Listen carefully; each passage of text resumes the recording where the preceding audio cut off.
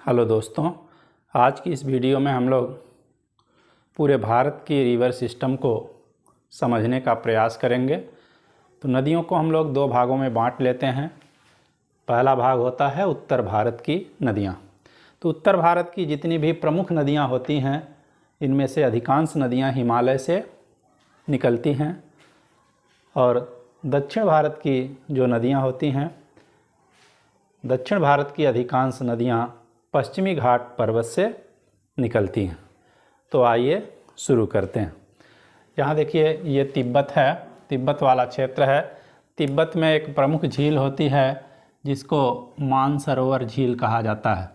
ये मानसरोवर लेक है। इस मानसरोवर लेक के निकट से तीन प्रमुख नदियाँ निकलती हैं जो भिन्न भिन्न दिशाओं में जाती हैं। एक नदी है, देखिएगा, इसी मानसरोवर लेक के निकट एक ग्लेशियर पाया जाता है जिसको चेमायुंगडुंग ग्लेशियर कहते हैं। ये क्या है? चेमायुंगडुंग ग्लेशियर होता है। और इसी चेमायुंगडुंग ग्लेशियर से ब्रह्मपुत्र नदी निकलती है।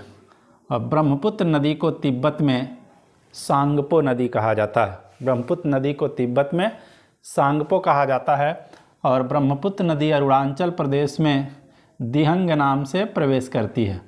अरुणाचल प्रदेश में इस ब्रह्मपुत्र नदी को दिहंग कहा जाता है, या हम कह लें कि सांगपो नदी को अरुणाचल प्रदेश में दिहंग कहते हैं। असम में इसे ब्रह्मपुत्र नदी कहा जाता है। और यही ब्रह्मपुत्र नदी जब बांग्लादेश में आती है तो बांग्लादेश में इस नदी को यमुना कहते हैं। तो इस प्रकार से हम देख रहे हैं कि ब्रह्मपुत्र नदी के चार नाम हो गए। निकल रही है मानसरोवर झील के निकट से चेमायुंगडुंग ग्लेशियर से। तिब्बत में इसको सांगपो कहा जाता है। अरुणाचल प्रदेश में ये दिहंग नाम से प्रवेश करती है।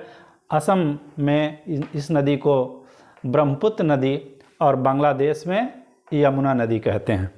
तो ये यमुना और गंगा को बांग्लादेश में पद्मा कहा जाता है। दोनों आपस में मिल जाती हैं तो इसको पद्मा यमुना कहते हैं। और दोनों की संयुक्त जलधारा जो होती है ये मेघना होती है। ब्रह्मपुत्र नदी जब असम घाटी में पहुंचती है तो बहुत सारी नदियां इसमें सहायक के रूप में ब्रह्मपुत्र नदी में मिल जाती हैं। इसलिए इस नदी में पानी की मात्रा बहुत ज़्यादा हो जाती है, अर्थात इसकी चौड़ाई अत्यधिक हो जाती है। तो इस तरह से यह भारत की सबसे बड़ी नदी या चौड़ी नदी हम कह सकते हैं कि यह ब्रह्मपुत्र नदी भारत की सबसे बड़ी नदी है या चौड़ी नदी है। असम में इसकी चौड़ाई बहुत अधिक हो जाती है और यहाँ ये दो भागों में इसका जल विभक्त हो जाता है और बीच में द्वीप का निर्माण हो जाता है। तो यहाँ पर विश्व का एक सबसे बड़ा द्वीप निर्मित हुआ है जिसको माजुली द्वीप कहते हैं। कौन सा द्वीप है ये? माजुली द्वीप है। माजुली द्वीप ये असम में होता है और विश्व का सबसे बड़ा नदी के द्वारा निर्मित द्वीप माजुली द्वीप है। ब्रह्मपुत्र नदी बनाती है कहाँ पर? असम में। जबकि विश्व का सबसे बड़ा द्वीप जो होता है वो ग्रीनलैंड है। ठीक है। और यहीं से देखिएगा चेमायुंगडुंग ग्लेशियर से ही सिंधु नदी निकलती है और ये पश्चिम की ओर प्रवाहित होती हुए भारत में देखिए प्रवेश करती है और गिलगिट के निकट यहाँ तीक्ष्ण मोड़ बनाती है और यहाँ से पुनः पाकिस्तान चली जाती है। और पाकिस्तान में यहाँ अरब सागर में डेल्टा बनाते हुए गिर जाती है। अरब सागर। ठीक है। इसकी 5 प्रमुख सहायक नदियाँ होती हैं सिंधु नदी की: झेलम, चिनाब, रावी, ब्यास, सतलज। तो इनको भी हम लोग देख लें। झेलम नदी देखिएगा जम्मू कश्मीर से निकलती है और इस प्रकार से आकर के ये चेनाब नदी में मिल जाती है। ये झेलम नदी है। झेलम नदी जम्मू कश्मीर में शेषनाग झील से निकलती है और आकर के चेनाब नदी में मिल जाती है और इसी के बहाव क्षेत्र में भारत की सबसे बड़ी मीठे पानी की जो झील होती है बुलर झील स्थित है। झेलम के बाद ये देखिएगा चेनाब नदी है। चेनाब नदी हिमाचल प्रदेश से निकलती है और यह सिंधु की सबसे बड़ी सहायक नदी है, क्योंकि इसी चेनाब नदी में और सारी नदियों का जल आकर के मिलेगा और लास्ट में चेनाब नदी मिल जाएगी सिंधु नदी में। तो ये झेलम के बाद चेनाब के बाद देखिएगा रावी नदी होती है, ये भी हिमाचल प्रदेश से निकलती है। ये रावी नदी है, रावी।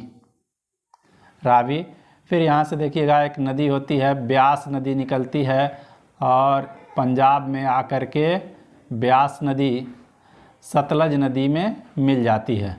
ये ब्यास नदी है। तो इस प्रकार से सिंधु की 5 सहायक नदियाँ हो गई, झेलम, चेनाब, रावी, ब्यास और सतलज। सतलज नदी, ये सतलज नदी भी देखिएगा मानसरोवर झील के निकट इसी का एक पार्ट होता है जिसको राक्षस ताल कहते हैं या राक्षस लेक इसको कहा जाता है। तो सतलज नदी इसी राक्षस लेक से निकलती है। ठीक है, तो यहाँ पर देखिए ब्यास और सतलज नदियों का संगम होता है हरिके बैराज में। इस स्थान को बोलते हैं हरिके बैराज। हरिके बैराज, हरिके नामक स्थान पर। तो यहीं से इंदिरा गांधी नहर निकाली गई है। इंदिरा गांधी नहर कहाँ से निकाली गई है? हरिके बैराज से निकाली गई है, जो राजस्थान के पश्चिमी भागों में सिंचाई सुविधा उपलब्ध कराती है। सतलज और ब्यास नदियों का संगम हरिके नामक स्थान पर स्थित होता है और यहीं हरिके बैराज से इंदिरा गांधी नहर निकाली गई है। इंदिरा गांधी नहर राजस्थान के पश्चिमी भागों में सिंचाई सुविधा उपलब्ध कराती है। इस नहर का नाम है इंदिरा गांधी नहर। इंदिरा गांधी नहर। क्वेश्चन यहाँ से आता है कि इंदिरा गांधी नहर जल को कहाँ से प्राप्त करती है? तो इंदिरा गांधी नहर जल ब्यास नदी से और सतलज दोनों नदियों से प्राप्त करती है। और ये कहाँ से निकाली गई है? इंदिरा गांधी नहर हरिके बैराज से निकाली गई है। इसके बाद गंगा नदी को देख लेते हैं। भागीरथी और अलकनंदा 2 नदियों का संगम होता है। ये भागीरथी नदी है और इधर से अलकनंदा नदी आती है। दोनों नदियों का संगम देवप्रयाग नामक स्थान पर होता है और यहीं से इस नदी का नाम गंगा पड़ता है। तो क्वेश्चन आता है कि देवप्रयाग में किन 2 नदियों का संगम होता है? तो देवप्रयाग में भागीरथी और अलकनंदा नदियों का संगम होता है और इसी देवप्रयाग से ही इस नदी का नाम गंगा पड़ता है। हरिद्वार से गंगा नदी मैदानी क्षेत्र में प्रवेश करती है और उत्तर प्रदेश में गंगा नदी बिजनौर जिले से प्रवेश करती है और इस प्रकार से ये प्रवाहित होते हुए आकर बंगाल की खाड़ी में गिर जाती है।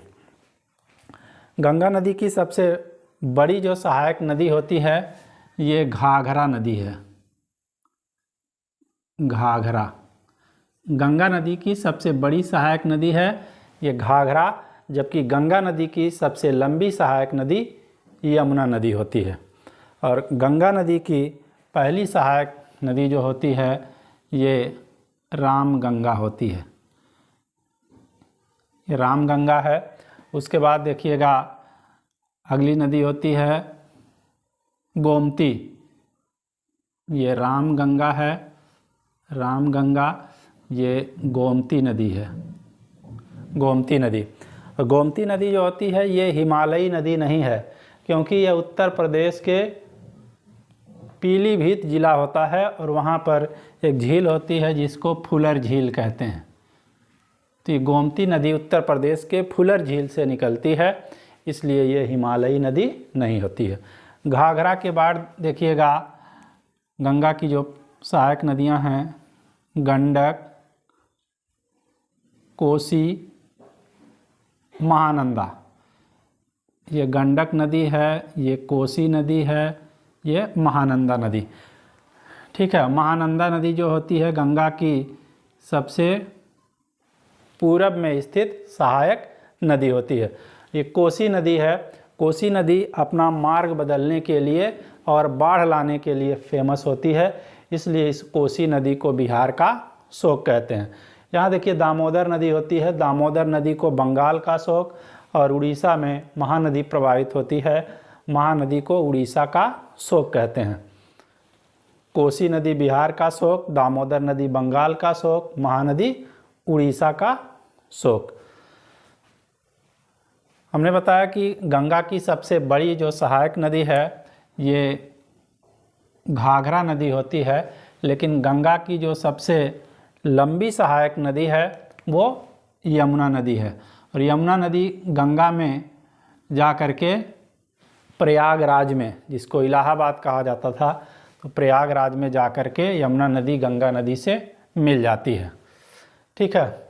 और यमुना की सबसे बड़ी जो सहायक नदी होती है वो चंबल नदी है।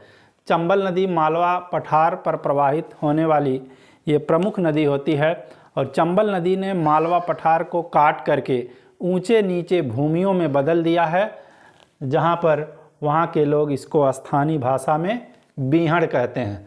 और चंबल नदी जो होती है घड़ियालों के लिए फेमस है, और चंबल नदी गुल्ली अपर्दन या गुल्ली इरोजन करती है। और चंबल की एक प्रमुख सहायक नदी होती है क्षिप्रा नदी। ये देखिएगा क्षिप्रा नदी है,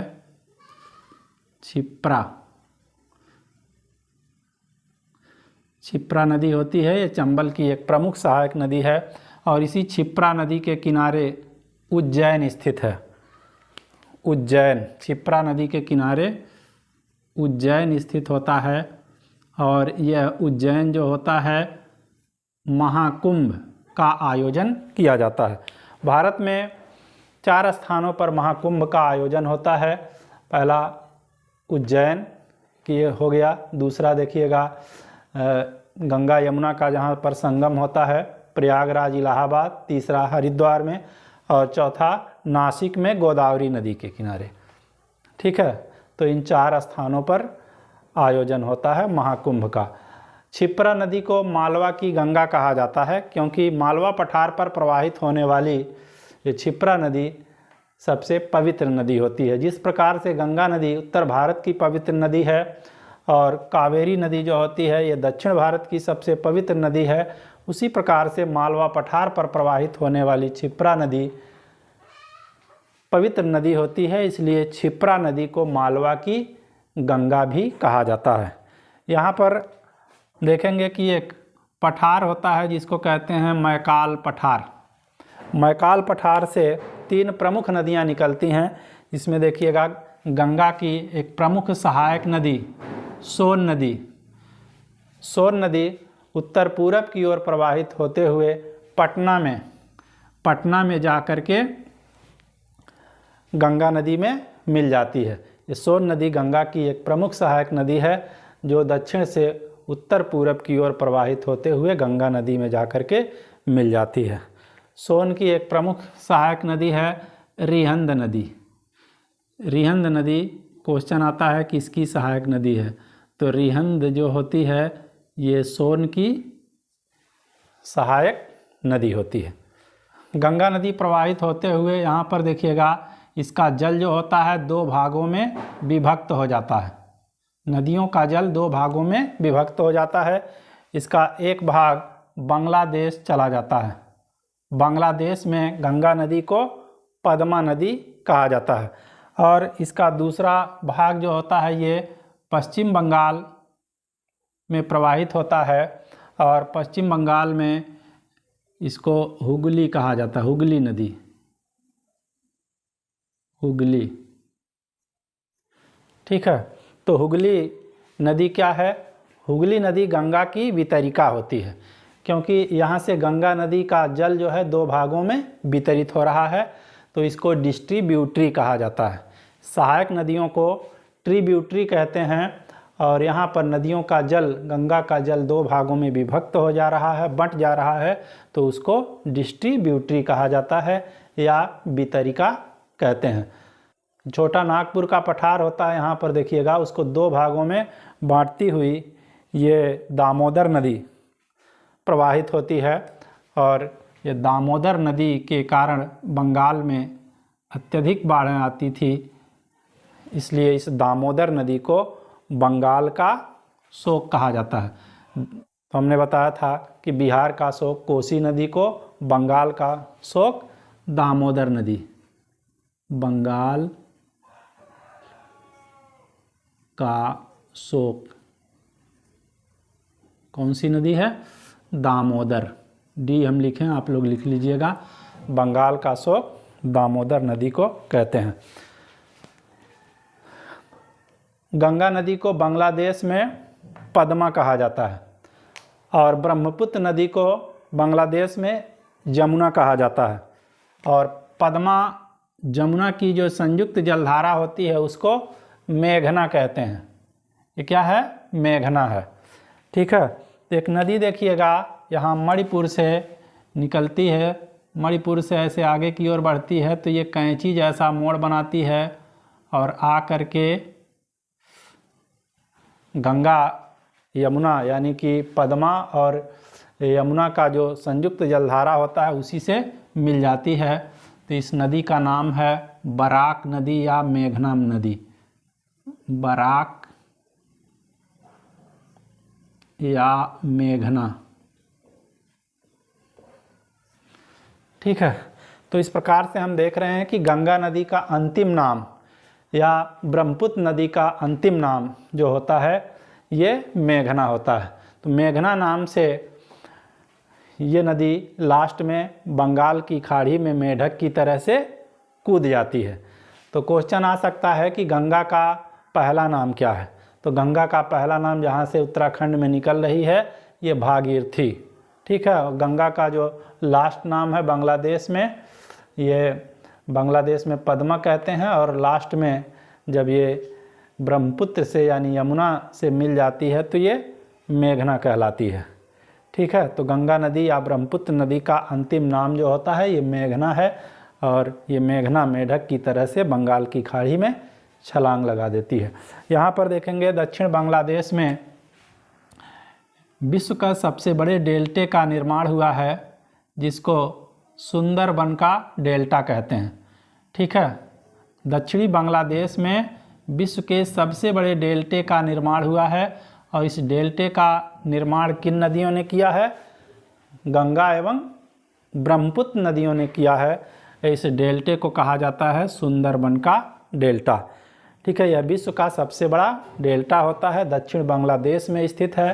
क्योंकि इस डेल्टाई क्षेत्र में सुंदरी वन अत्यधिक मात्रा में पाए जाते हैं इसलिए इसको सुंदरबन का डेल्टा कहा जाता है। सुंदर वन जो होते हैं एक प्रकार के सदाबहार वनस्पतियां होती हैं, इनको गरान वन भी कहा जाता है। यहाँ देखिए अरावली की पहाड़ी है। इस अरावली की पहाड़ी से 3 प्रमुख नदियाँ निकलती हैं। इसमें एक नदी है जो चंबल की सहायक नदी होती है, ये बनास नदी है। ठीक है। चंबल की सहायक नदी है, बनास नदी है, अरावली की पहाड़ी से निकल करके आ करके चंबल नदी में मिल जाती है। अगली नदी देखिएगा लूनी नदी होती है। ये बहुत ही फेमस नदी होती है लूनी नदी।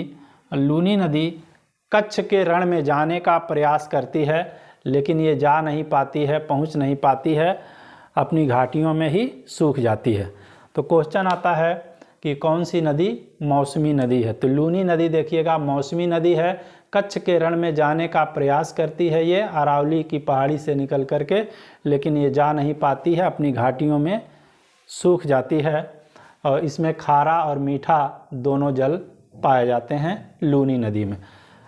एक और नदी होती है जो अरावली पहाड़ी की दक्षिण से निकल करके खंभात की खाड़ी में आकर के गिरती है, इसको साबरमती नदी कहा जाता है। कौन सी नदी है ये? साबरमती। साबरमती। अहमदाबाद जो होता है इस साबरमती नदी के किनारे ही स्थित है और गांधी जी ने जो अपना आश्रम बनाया था साबरमती आश्रम, ठीक है, तो इसी नदी के किनारे होता है। तो अरावली से 3 प्रमुख नदियां निकली। बनास नदी चंबल की सहायक नदी है। लूनी नदी कच्छ के रण में जाने का प्रयास करती है लेकिन अपनी घाटी में सूख जाती है, मौसमी नदी है। और ये साबरमती नदी जो है ये खंभात की खाड़ी में आकर के गिरती है। यहाँ देखिए विंध्य श्रेणी होती है। विंध्य श्रेणी से एक नदी है माही नदी, इसको माही नदी कहा जाता है। ये निकल करके मध्य प्रदेश से राजस्थान जाती है और राजस्थान में यू टर्न लेकर के, ऐसे यू की तरह से मोड़ लेकर के फिर आगे की ओर बढ़ती है और खंभात की खाड़ी में आकर के गिर जाती है। ये नदी है माही नदी। और माही नदी कर्क रेखा को 2 बार काटती है। भारत के देखिएगा लगभग बीचों बीच से कर्क रेखा होकर के गुजरती है। ये माही नदी कर्क रेखा को 2 बार काटती है। विषुवत रेखा एवं मकर रेखा को 2 बार काटने वाली नदियां अफ्रीका महाद्वीप में पाई जाती हैं। कमेंट करके आप बताएंगे कि वो कौन कौन सी नदियां हैं। ये देखिए हमने कहा था ये पठार होता है मैकाल पठार। कौन पठार है ये? मैकाल पठार है। मैकाल पठार का सबसे ऊंची जो पहाड़ी होती है वो अमरकंटक होती है। इसकी जो चोटी है सबसे ऊंची मैकाल पठार की अमरकंटक है। इस अमरकंटक की पहाड़ी से नर्मदा नदी निकलती है और पश्चिम की ओर भ्रंश घाटी में प्रवाहित होते हुए आकर के अरब सागर के खंभात की खाड़ी में गिर जाती है। ये नर्मदा नदी। तो नर्मदा नदी का उद्गम स्थल कहाँ पर है? अमरकंटक की पहाड़ी। अमरकंटक की पहाड़ी किस पठार पर है? मैकाल पठार पर। यह भारत की देखिए सबसे बड़ी विभ्रंश नदी है और ये पूरब से पश्चिम की ओर प्रवाहित होती है। नर्मदा नदी जो है डेल्टा नहीं बनाती है, एस्चुरी बनाती है और भारत के सबसे बड़े एस्चुरी का निर्माण नर्मदा नदी करती है। ठीक है। नर्मदा नदी के दक्षिण में सतपुड़ा की पहाड़ी होती है। इस पहाड़ी को कहते हैं सतपुड़ा, लिख दे रहे हैं यहाँ पर। सतपुड़ा की पहाड़ी 7 परतों वाला पर्वत है ये सतपुड़ा। ठीक है। तो नर्मदा नदी जो होती है ये सतपुड़ा पहाड़ी के उत्तर में भी भ्रंश घाटी में प्रवाहित होती है और ताप्ती नदी सतपुड़ा के दक्षिण में स्थित विभ्रंश घाटी में ताप्ती नदी प्रवाहित होती है। ताप्ती नदी मध्य प्रदेश के बैतूल जिले के मुल्ताई तालाब नामक स्थान से निकलती है और पश्चिम की ओर प्रवाहित होते हुए अरब सागर में आकर के गिर जाती है। तो दोनों नदियां देखिएगा, सतपुड़ा पहाड़ी के उत्तर में नर्मदा नदी, सतपुड़ा पहाड़ी के दक्षिण में ताप्ती नदी, ये दोनों नदियां प्रवाहित होती हैं। नर्मदा एवं ताप्ती दोनों नदियां विभ्रंश नदियां हैं। नर्मदा एवं ताप्ती नदियां दोनों पूरब से पश्चिम की ओर प्रवाहित होती हैं। नर्मदा एवं ताप्ती नदियां दोनों अरब सागर में गिरती हैं। नर्मदा एवं ताप्ती नदियां दोनों डेल्टा का निर्माण नहीं करती हैं। नर्मदा एवं ताप्ती दोनों नदियां एस्चुरी का निर्माण करती हैं। इसके बाद देखिएगा पश्चिमी घाट पहाड़ी से निकल करके पश्चिम की ओर प्रवाहित होने वाली ये शरावती नदी होती है कर्नाटक में। ठीक है। एक प्रमुख नदी है। इस शरावती नदी पर भारत का सबसे ऊंचा जलप्रपात पाया जाता है जिसको जोग या गरसोपा जलप्रपात कहा जाता है। यह क्या है? वाटरफॉल है। वाटरफॉल जोग या गरसोपा जलप्रपात, इसी को महात्मा गांधी जलप्रपात भी कहा जाता है। ये शरावती नदी पर कर्नाटक राज्य में स्थित है और जोग या गरसोपा जलप्रपात भारत का सबसे ऊंचा जलप्रपात होता है, जबकि विश्व का सबसे ऊंचा जलप्रपात एंजिल जलप्रपात है। तो इसके बाद देखिए ये मैकाल पठार से ही ये महानदी निकलती है। महानदी निकलती है, इस प्रकार से प्रवाहित होते हुए बंगाल की खाड़ी में आकर के गिर जाती है। महानदी के डेल्टा के निकट ही कटक स्थित होता है। कटक है ये, यहाँ कटक स्थित होता है जहाँ पर नेताजी सुभाष चंद्र बोस का जन्म हुआ था। नेताजी सुभाष चंद्र बोस का जन्म कटक में ही हुआ था। और देखिएगा इसी के डेल्टा के निकट भारत की सबसे बड़ी लैगून झील पाई जाती है, जिसको चिल्का झील कहा जाता है। ये उड़ीसा में है। भारत का सबसे बड़ा समुद्र ताल है। चिल्का झील किस प्रकार की झील है? लैगून झील है। भारत की सबसे बड़ी लैगून झील है ये चिल्का झील। ठीक है, उड़ीसा में है। ये गोदावरी नदी है और ये गोदावरी नदी जो होती है नासिक के निकट त्र्यंबकेश्वर की पहाड़ी होती है। नासिक के निकट एक पहाड़ी होती है त्र्यंबकेश्वर, और इसी त्र्यंबकेश्वर की पहाड़ी से ये गोदावरी नदी निकलती है। ठीक है, और गोदावरी नदी देखने से ही स्पष्ट हो रहा है कि ये दक्षिण भारत की सबसे लंबी नदी है। दक्षिण भारत की सबसे लंबी नदी गोदावरी नदी है, और इस गोदावरी नदी को दक्षिण भारत की लंबी गंगा या दक्षिण भारत की बूढ़ी गंगा भी कहा जाता है।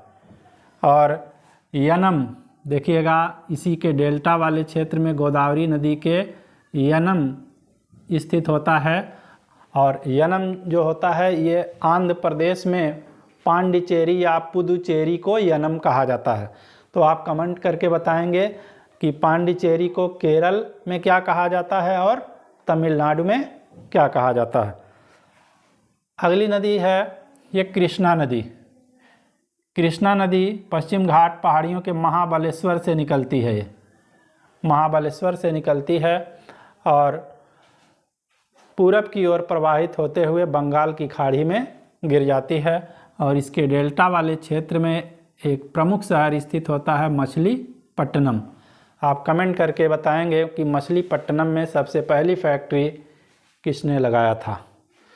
ठीक है, उसके बाद देखिए ये कावेरी नदी है।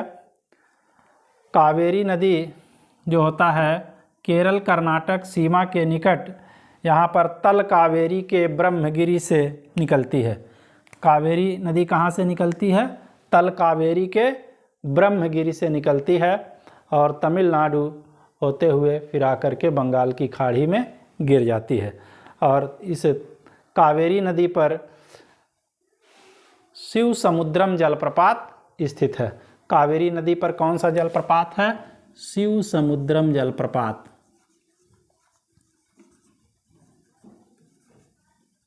शिव समुद्रम जलप्रपात। एक देखिए जलप्रपात होता है धुआंधार जलप्रपात। धुआंधार जलप्रपात जो है नर्मदा नदी पर है। इसके बाद हमने बताया जोग या गरसोपा जलप्रपात या महात्मा गांधी जलप्रपात, ये शरावती नदी पर है। ये भारत का सबसे ऊंचा जलप्रपात है। शिव समुद्रम जलप्रपात जो होता है ये कावेरी नदी पर स्थित है। और कावेरी नदी दक्षिण भारत की एक ऐसी नदी है जो सदा नीरा नदी है। सदा नीरा नदी का अर्थ है कि हमेशा इस नदी में पानी की मात्रा पर्याप्त रूप से बनी रहती है। पानी की मात्रा कम नहीं होने पाती है। क्यों नहीं कम होने पाती है? क्योंकि ये भारत में जो मानसून प्रवेश करता है, भारत में प्रवेश करने वाले मानसून से भी वर्षा प्राप्त करती है, और भारत से जो मानसून लौटता है उससे भी वर्षा प्राप्त करती है।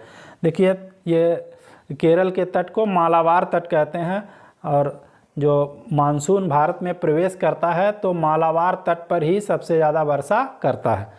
तो उस वर्षा से भी कावेरी नदी जल ग्रहण कर लेती है, और जब लौटता हुआ मानसून तमिलनाडु के कोरोमंडल तट पर अधिक वर्षा करता है, तो इस तट पर जब वर्षा होती है तब भी ये कावेरी नदी जल को ग्रहण कर लेती है। तो इसलिए कावेरी नदी जो होती है ये सदा नीरा नदी होती है। इसके बाद देखिए ये बेगई नदी है। पश्चिम घाट पहाड़ी से निकल करके पाक की खाड़ी में आकर के गिर जाती है, और इसी बेगई नदी के किनारे मदुरई या मदुरा शहर स्थित होता है। मदुरा को त्योहारों का शहर कहा जाता है, और यहाँ पर एक मंदिर बड़ा फेमस है जिसको मीनाक्षी मंदिर कहते हैं। मीनाक्षी मंदिर पूछा जाता है मीनाक्षी मंदिर कहाँ पर स्थित है, तो मीनाक्षी मंदिर जो है ये मदुरा में स्थित है। मीनाक्षी मंदिर मदुरा में। कावेरी नदी दक्षिण भारत की सबसे पवित्र नदी होती है, इसलिए कावेरी नदी को दक्षिण भारत की गंगा कहा जाता है, जबकि गोदावरी नदी को दक्षिण भारत की बूढ़ी गंगा या दक्षिण भारत की लंबी गंगा कहा जाता है और क्षिप्रा नदी को मालवा की गंगा कहा जाता है। भारत का जो सबसे लंबा बांध है हीराकुंड बांध होता है, इसी महानदी पर स्थित है। भारत का सबसे लंबा बांध हीराकुंड बांध, महानदी पर हीराकुंड ये बांध है, ये कहाँ पर है, ये महानदी पर स्थित है। यहाँ पर देखिए मैकाल पठार हमने बताया, मैकाल पठार से 3 प्रमुख नदियाँ निकल करके तीनों भिन्न भिन्न दिशाओं में जा रही हैं। गंगा की प्रमुख सहायक सोन नदी जाकर के गंगा नदी में मिल रही है पटना में, और इसी मैकाल पठार से ही महानदी निकल रही है, आकर के बंगाल की खाड़ी में गिर रही है, और इसी मैकाल पठार पर स्थित अमरकंटक की पहाड़ी से नर्मदा नदी निकलती है और पश्चिम की ओर प्रवाहित होते हुए अरब सागर में गिरती है। अरावली की पहाड़ी से हमने 3 प्रमुख नदियों को बताया। लूनी नदी ये मौसमी नदी है, और ये बनास नदी चंबल की सहायक नदी है, और साबरमती नदी आकर के ये अरब सागर में गिरती है। सिंधु की 5 सहायक नदियों में यानी झेलम, चिनाब, रावी, ब्यास और सतलज में कौन सी ऐसी नदी है जो केवल भारत में प्रवाहित होती है? तो यहाँ पर देखिएगा सिंधु की 5 सहायक नदियों झेलम, चिनाब, रावी, ब्यास और सतलज में ब्यास नदी हिमाचल प्रदेश से निकलती है और पंजाब में हरिके नामक स्थान पर इस सतलज नदी से मिल जाती है। तो ब्यास नदी का उद्गम भी भारत है और अंत भी भारत है। तो सिंधु की 5 सहायक नदियों में ब्यास नदी केवल भारत में ही बहती है। लूनी नदी देखिए हमने बताया था कि अरावली की पहाड़ी से निकलती है और ये कच्छ के खाड़ी में आने का प्रयास तो करती है लेकिन समुद्र तक आ नहीं पाती है। कच्छ के रण में ही ये गायब हो जाती है, समुद्र तक ये पहुंच नहीं पाती है। तो ये मौसमी नदी है लूनी नदी। माही नदी देखिएगा ये कर्क रेखा को 2 बार काटती है। नर्मदा नदी भारत की सबसे बड़ी विभ्रंश नदी होती है और ये भारत के सबसे बड़े एस्चुरी का निर्माण करती है। नर्मदा नदी एस्चुरी क्या होता है? ज्वार नदमुख डेल्टा को एस्चुरी कहा जाता है। और ताप्ती नदी नर्मदा के बाद दूसरे सबसे बड़े एस्चुरी का निर्माण करती है। क्वेश्चन आता है कि हिमालय पार करके भारत में प्रवेश करने वाली नदियां, तो यहाँ पर देखिएगा मानसरोवर झील के निकट से जो 3 प्रमुख नदियां निकल रही हैं, सिंधु, सतलज और ब्रह्मपुत्र। ये सिंधु नदी, ये सतलज और ब्रह्मपुत्र नदी, ये तीनों नदियां हिमालय को पार करके भारत में प्रवेश करती हैं। तीनों नदियां जो है पूर्ववर्ती नदियां हैं। पूर्ववर्ती नदी का अर्थ है ये हिमालय के उत्थान से पहले ही बह रही हैं। हिमालय के उत्थान के बाद भी इन नदियों ने न तो अपना मार्ग बदला और न ही दिशा बदली। तीनों नदियां सिंधु, सतलज और ब्रह्मपुत्र ये तीनों अंतर्राष्ट्रीय नदियां होती हैं और ये तीनों नदियां 3 देश में प्रवाहित होती हैं। सिंधु नदी देखिए तिब्बत, भारत, फिर पाकिस्तान। सतलज नदी तिब्बत, भारत, पाकिस्तान। और ये सांगपो या ब्रह्मपुत्र नदी देखिएगा तिब्बत, भारत और बांग्लादेश में प्रवाहित होती हैं। गंगा नदी की सबसे बड़ी सहायक नदी घाघरा नदी है। घाघरा नदी गंगा की सबसे बड़ी सहायक नदी है, जबकि यमुना नदी गंगा की सबसे लंबी सहायक नदी होती है। और यमुना की सबसे बड़ी सहायक नदी जो है चंबल नदी है। तो आज की वीडियो में बस इतना ही। इसके बाद हम एक नए बेहतर क्लास में मिलते हैं। तब तक के लिए धन्यवाद।